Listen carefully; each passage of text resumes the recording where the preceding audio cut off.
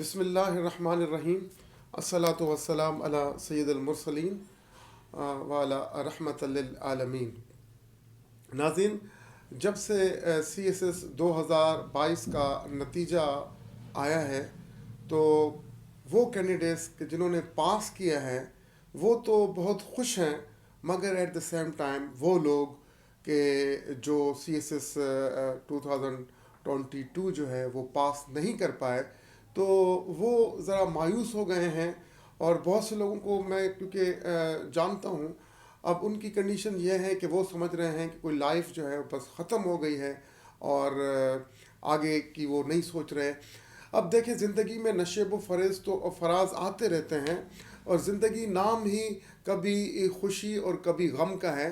तो लिहाजा हमें मायूसी से जो है वो बाहर आना चाहिए और वी मस्ट लुक अहेड।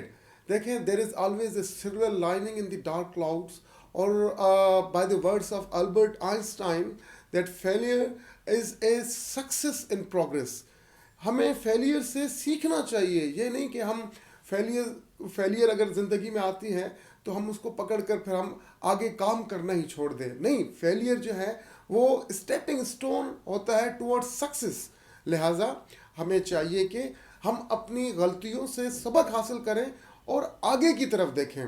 तो वो लोग वो उम्मीदवार जो CSS 2022 जो है वो पास नहीं कर पाए, उनको आज मैं एक खुशखबरी देने चाह रहा हूँ कि उनको घबराने की कोई ज़रूरत नहीं है, परेशान होने की कोई ज़रूरत नहीं है, क्योंकि अभी भी उनके पास बहुत कुछ करने को है और दो गोल्डन अपॉर्चुनिटीज़ जो हैं वो उनका वेट कर रही हैं। एक तो जो रूटीन में एग्ज़ाम होता है, रेगुलर CSS का एग्ज़ाम होता है, वो स्केड्यूल्ड है 1 फरवरी को।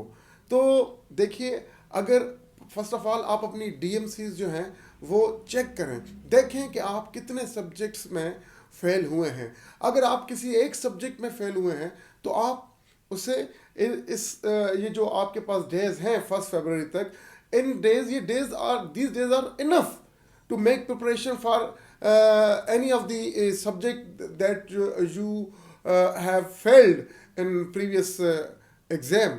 तो आपके पास इनफ टाइम है, आप उस एक सब्जेक्ट को इम्प्रूव कर सकते हैं और आप अपीयर हो सकते हैं उस रेगुलर एग्जाम में। इससे बढ़कर जो अपॉर्चुनिटी जो आपके पास है वो है CSS स्पेशल एग्ज़ाम जो FPSC ने अनाउंस किया है। और ये बड़ी गोल्डन अपॉर्चुनिटी है उन लोगों के लिए कि जो फेल हो चुके हैं, और उन लोगों के लिए भी ये अपॉर्चुनिटी है कि जो अपने 3 अटेम्प्ट्स जो है 3 अटेम्प्ट्स वो अपने यूटिलाइज कर चुके हैं। उन लोगों के लिए भी ये एक गोल्डन अपॉर्चुनिटी है। उन्हें चाहिए कि ये गोल्डन अपॉर्चुनिटी अवेल करें। अब मैं ज़रा आपको बताऊं कि ये कब एग्ज़ाम जो है CSS स्पेशल एग्ज़ाम जो है ये कब होने जा रहा है और इसका क्या स्केड्यूल है। आप ये डेट्स जो हैं ये मार्क कर दें। तो ये एग्ज़ाम जो है submission of application forms for MPT जो प्रिलिमिनरी जो टेस्ट होगा उसके लिए जो सबमिशन ऑफ एप्लीकेशंस हैं वो है फ्रॉम 10th to 26 दिसंबर। आप जो है फॉर्म वो सबमिट कर सकते हैं। उसके अलावा जो टेस्ट होगा MPT वो होगा 31 जनवरी 2023 को। 1 जनवरी 2023 को ये MPT का टेस्ट होगा और रिज़ल्ट जो अनाउंस होगा वो 15 फरवरी को होगा। उसके बाद जो है रिटन जो CSS एग्ज़ाम होगा, special CSS examination written portion जो है वो होगा 4 मई 2023 को। अब देखिए, आपके पास approximately you have 5 months for making preparation for this upcoming CSS special examination. तो आपके पास ये जो मंथ्स हैं आप इसमें आसानी से जो है वो तैयारी कर सकते हैं। वो लोग जो CSS 2022 में फेल हो चुके हैं उनके लिए तो ये गोल्डन अपॉर्चुनिटी है, क्योंकि उनके पास वो तो अच्छी खासी तैयारी कर चुके हैं। अब जहाँ वो देखते हैं कि वो अपना एक एनालिसिस करें और देखें कि वो कौन से सब्जेक्ट्स हैं जिनमें वो अच्छा स्कोर नहीं कर पाए।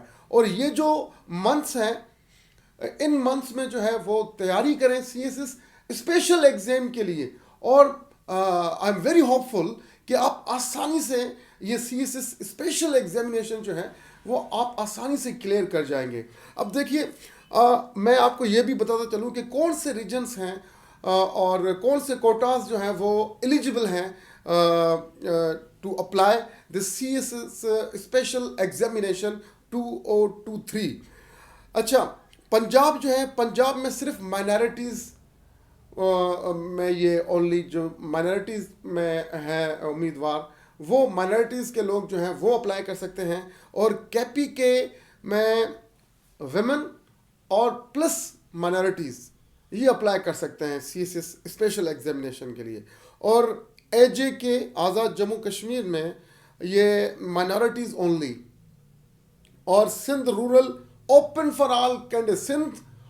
सिंध और बलूचिस्तान के लिए तो ये वो कैंडिडेट जो सिंध और बलूचिस्तान से ताल्लुक़ रखते हैं उनके लिए तो ये गोल्डन अपॉर्चुनिटी है। देखिए, वहाँ तो इन्होंने सीट्स को लिमिट किया हुआ है ना कि पंजाब में सिर्फ माइनॉरिटीज़ के लोग जो हैं वो अप्लाई कर सकते हैं, केपीके में विमेन प्लस माइनॉरिटीज़, एजेके में माइनॉरिटीज़ ओनली, और सिंध रूरल में ओपन फॉर ऑल कैंडिडेट्स हैं, चाहे वो मैन हैं विमेन, वो सब के लिए जो है वो सब लोग जो है वो अप्लाई कर सकते हैं। इसी तरीके से सिंध अर्बन में भी ये ओपन फॉर ऑल कैंडिडेट्स है, बलूचिस्तान में भी ओपन फॉर ऑल कैंडिडेट्स है, और x Phata open for all candidates. देखिए ये कितनी एक ज़बरदस्त अपॉर्चुनिटी है। उम्मीद है आप इस फेलर से बाहर आएंगे। ये डिसअपॉइंटमेंट जो आपको हुई है, आप इससे बाहर निकलेंगे और with renewed vigour, passion and determination आप आगे बढ़ने की सोचेंगे। जिंदगी में नशेबो फराज आते हैं मगर इनसे लड़ना पड़ता है, आगे बढ़ना पड़ता है। अच्छा, ये एग्ज़ाम जो है ये क्यों लिया जा रहा है? ये असल में वो जो लेफ़्ट ओवर सीट्स होती हैं, जैसे डिफरेंट प्रोविंसेस के लिए जो सीट्स अनाउंस होती हैं, और वो फिर वो सीट्स जो है वो लोग जो है उम्मीदवारान जो है पास नहीं कर सकते जितने नंबर ऑफ सीट्स अवेलेबल होती हैं, तो वो फिर क्या होती हैं, वो एक्यूमुलेट होती जाती हैं। फिर वो जो है बाद में जो ये जो एग्ज़ाम है ये specially for left over seats है जो बाकी रह गई हैं, क्योंकि एफपीएससी ने अनाउंस किया मगर कैंडिडेट्स जो हैं वो नंबर ऑफ सीट्स जो है उनको फिल न कर पाए, मतलब कि उतने कैंडिडेट्स पास ना हुए, लिहाजा वो एक्यूमुलेट होते होते अब वो नंबर ऑफ सीट्स जो अवेलेबल हैं वो एफपीएससी ने जो अनाउंस की हैं वो हैं 188 seats in total. 188 seats available हैं। उसमें बलूचिस्तान के कैंडिडेट्स के लिए है ये 49, रूरल सिंध के लिए है 41, और अर्बन सिंध के लिए 19, और केपीके के लिए 20, जबकि एक्स फाटा के लिए 15 और एजेके के लिए ये 2 सीट्स हैं। तो देखिए कितनी ज़बरदस्त अपॉर्चुनिटी है। अगर आप देखें, आप अपना वक्त ज़ाया करेंगे और इसी सोच में पड़े रहेंगे कि हमने पिछली दफ़ा सीएसएस एग्ज़ाम नहीं किया, हमने 2022 का सीएसएस एग्ज़ाम फेल कर दिया, और आप जो है इसी मायूसी में रहेंगे और इसी गम में जो है अपने दिन जो है वो गुजारेंगे, तो आप आगे कैसे बढ़ पाएंगे? तो लिहाजा आगे बढ़ने के लिए आपको एक पैशन चाहिए, और एक रिन्यूड जो है वो पैशन के साथ आप आगे बढ़ें, और ये गोल्डन अपॉर्चुनिटीज़ जो है ये आपका वेट कर रही हैं। और मैं समझता हूँ ये तो आपके लिए एक अल्लाह पाक ने एक नेमत बनाकर ये गोल्डन अपॉर्चुनिटी भेजी है, ये सीएसएस स्पेशल एग्ज़ाम जो है। लिहाजा कभी कभार ऐसे भी होता है कि अल्लाह पाक आपको आजमाते हैं, अल्लाह पाक कुछ देकर भी आजमाते हैं और कुछ लेकर भी आजमाते हैं। हो सकता है अल्लाह पाक आपको आजमा रहे हों, अगर आप फेल हो गए हैं और आप फिर अल्लाह के आगे सर्व सुजूद नहीं होते, अगर आप नमाज़ें पढ़ना छोड़ दें, अल्लाह को याद करना छोड़ दें, मतलब कि आप इम्तिहान में फेल हो गए। ये अल्लाह पाक आजमाइश लेते हैं कभी कभार, तो आप इसे आजमाइश समझें और अल्लाह को भी याद करें, वालिदैन से दुआएं लें, और इस एग्ज़ाम के लिए जो आज से आफ्टर 5 मंथ जो है वो होने वाला है, इसके लिए आप कोशिश करें। इंशाअल्लाह हमारी दुआ है कि सक्सेस आपके कदम ज़रूर चूमेगी। शुक्रिया।